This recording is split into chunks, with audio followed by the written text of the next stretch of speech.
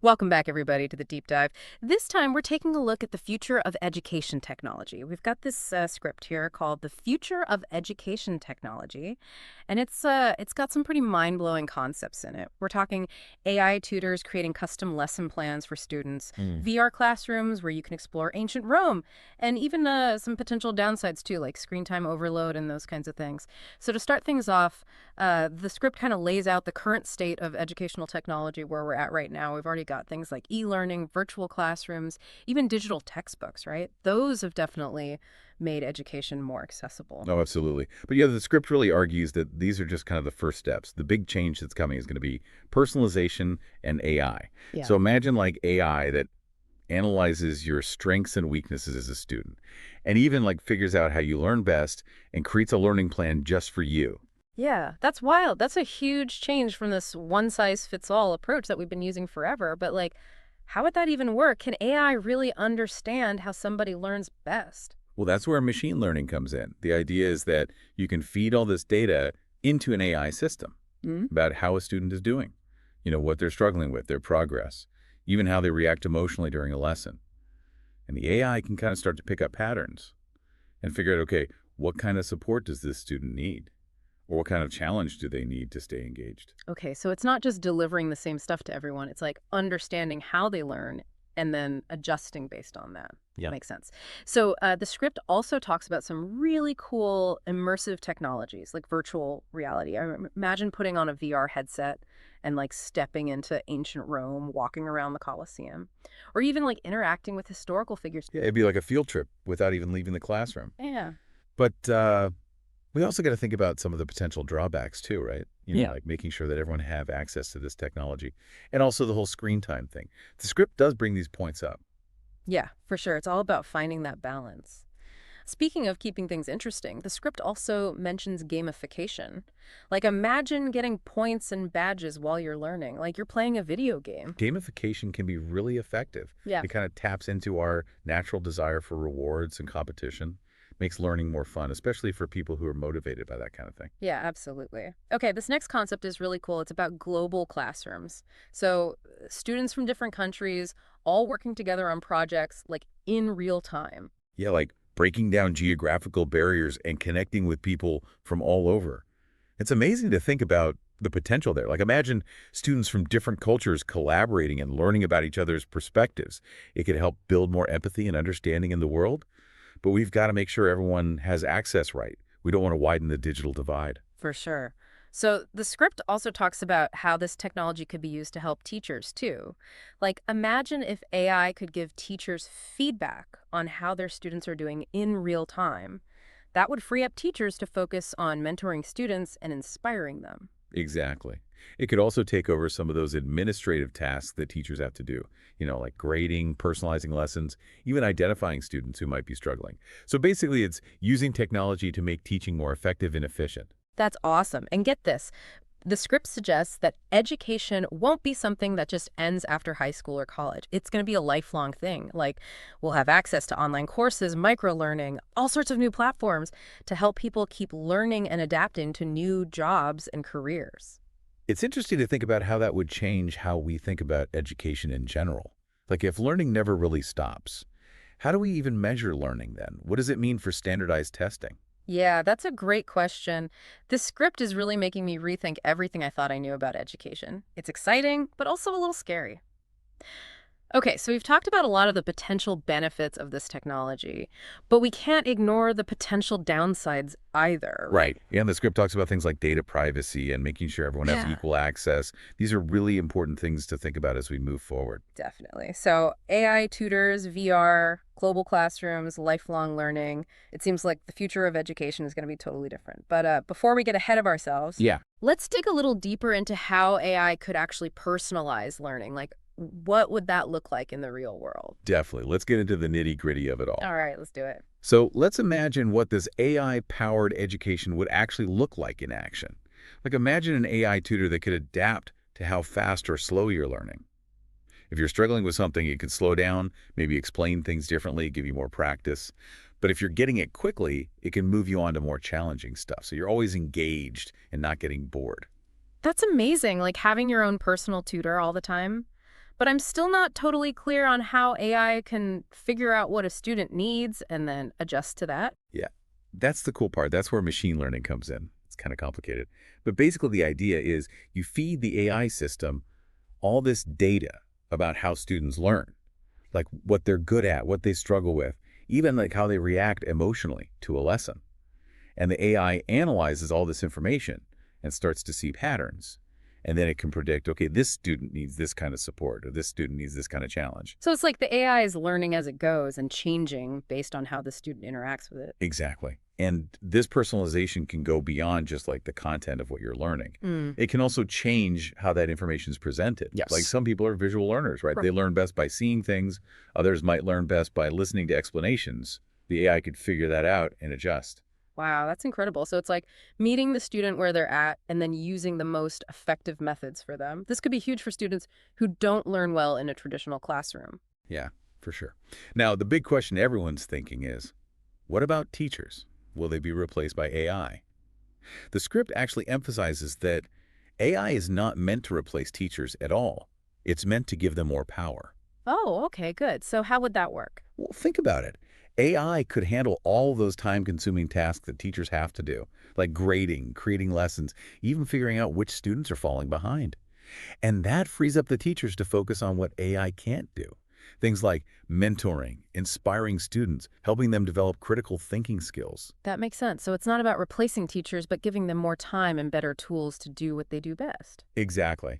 And, AI can personalize things, but it can't replicate that human connection that's so important in the classroom. Yeah. Teachers are still vital for helping students develop those social and emotional skills.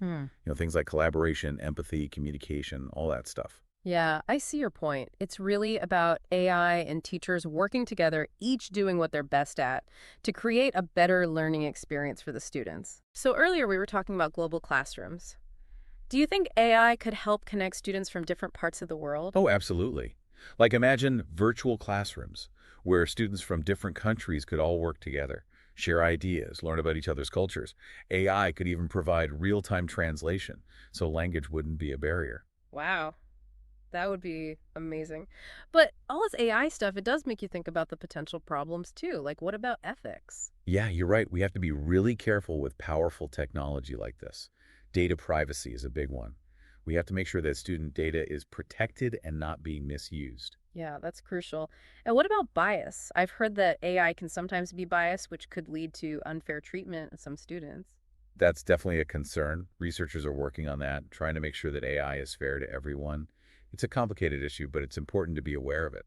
It sounds like AI has the potential to really change education for the better, but we need to approach it carefully and make sure it's being used ethically. So the script also mentions other technologies like VR and AR.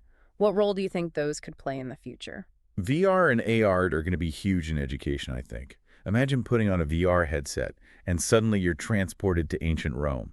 You could walk around the Colosseum, even interact with historical figures. Wow. It would be like stepping into a history book. Exactly. And with AR, you can add digital elements to the real world. Like you could point your tablet at a skeleton in biology class and see all the bones labeled. Or you could do virtual science experiments without needing any fancy equipment. That's awesome. It's like bringing the museum or the lab right into the classroom. Yeah, and it's not just for traditional subjects either. Students could use VR to learn about different careers, explore new environments. They could even experience what it's like to be someone else and build empathy. So VR and AR aren't just about making learning fun. They're about expanding what's even possible in education. Exactly. This is all really cool, but it seems pretty futuristic. Are there challenges to actually making VR and AR part of education? Well, one of the biggest challenges is the cost. VR and AR equipment can be expensive. Not all schools can afford it. So we have to find ways to make it more affordable and accessible to everyone. That makes sense. And what about the learning materials themselves? Creating VR and AR experiences seems pretty complicated. Yeah, you're right. It's not just like making a video or writing a textbook. We need people who know how to create educational content specifically for VR and AR. Okay, so cost, content creation, anything else? Teacher training is another big one. Teachers need to learn how to use this technology effectively in their classrooms. So professional development and support are going to be really important. So it's not just about the technology itself, it's about building a whole system around it. Exactly. This deep dive is really showing just how much potential technology has to transform education. But with all this emphasis on technology, do you think there's still a place for low-tech solutions? Oh, absolutely. We can't forget that technology is just a tool. The foundation of good education is still the same. It's about the relationship between teachers and students. It's about creating a supportive learning environment. And it's about having a curriculum that encourages critical thinking, creativity, and collaboration. So it's not about tech versus no tech. It's about finding the right balance. Right. And there are plenty of low-tech methods that can be just as effective as high-tech ones, like project-based learning, where students work together to solve real-world problems, or hands-on activities that let them explore and discover things on their own. Yeah, sometimes the simplest solutions are the best. And we can't forget the importance of play. Kids need recess, unstructured playtime, time to be creative. Those things are essential for their development, and no amount of technology can replace that. I love that. It's about finding that balance, using the power of technology, but also remembering the value of low-tech approaches and creating a learning environment that's both engaging and enriching. So with AI, VR, AR, and who knows what else is coming next, what other surprises do you think the future of education holds? Well, that's the exciting part. The future is full of possibilities. Who knows what amazing innovations we'll see in the years to come? It's both exciting and a little scary to think about. I think we've covered a lot of ground today, given our listeners plenty to think about. Maybe we should take a minute to reflect on everything we've discussed and offer some final thoughts on how to navigate this rapidly changing world of education. Okay, so we're back and ready to wrap things up on this deep dive into the future of education technology.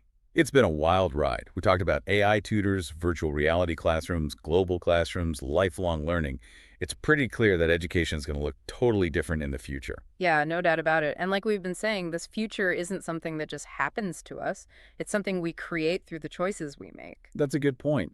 But with all this technology changing so fast, it's hard to know where to even start. Any advice for our listeners on how to keep up with all this change? Well, I think the most important thing is to embrace the idea of lifelong learning. You got to be willing to keep learning new things throughout your life because the things you learn today might not be relevant tomorrow. Lifelong learning. Yeah, I hear that a lot these days. But you're right, it's not just a trendy phrase, it's becoming essential. But where do you even begin? There's so much information out there, so many different ways to learn. It can be overwhelming, that's for sure. I think the key is to be really clear about your goals. Ask yourself, what do I want to learn? What skills do I want to develop? Once you know what you're aiming for, it's easier to find the right resources, like online courses, workshops, mentors, even just books and articles. So it's about being proactive, taking charge of your own learning journey. And learning doesn't have to be formal either, right? You can learn from your experiences, from the people around you. Exactly. It's about being curious, being open to new ideas, and noticing those aha moments that happen all the time. I like that. One of the things that really struck me in this deep dive is the potential for technology to connect people from all over the world. Yeah, it's pretty amazing to think about. Students from different countries, different cultures, all learning together, sharing ideas, learning from each other's perspectives. It's a really inspiring vision, but it also raises some questions like how do we make sure everyone has access to this technology? How do we bridge the digital divide? Those are really important questions. And it's not just about access to technology. It's also about creating a learning environment that's inclusive and welcoming to everyone, addressing biases, celebrating diversity, making sure everyone feels valued and respected. Absolutely. As we move into this new world of education, we can't lose sight of those values. Well said.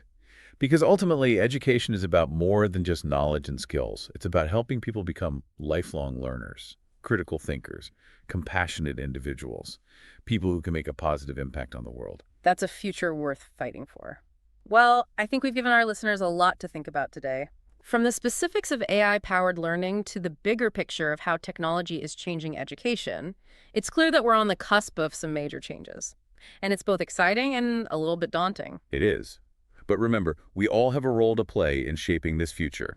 Stay curious, stay informed, and don't be afraid to ask tough questions. Well said. Thank you so much for joining us on this deep dive into the future of education. We hope you found it informative and thought-provoking. We did too. And maybe we'll leave you with one final question to ponder. All right. If technology can personalize learning to such a degree, what happens to standardized testing? That's a good one. Something to think about. Until next time, keep those minds open to the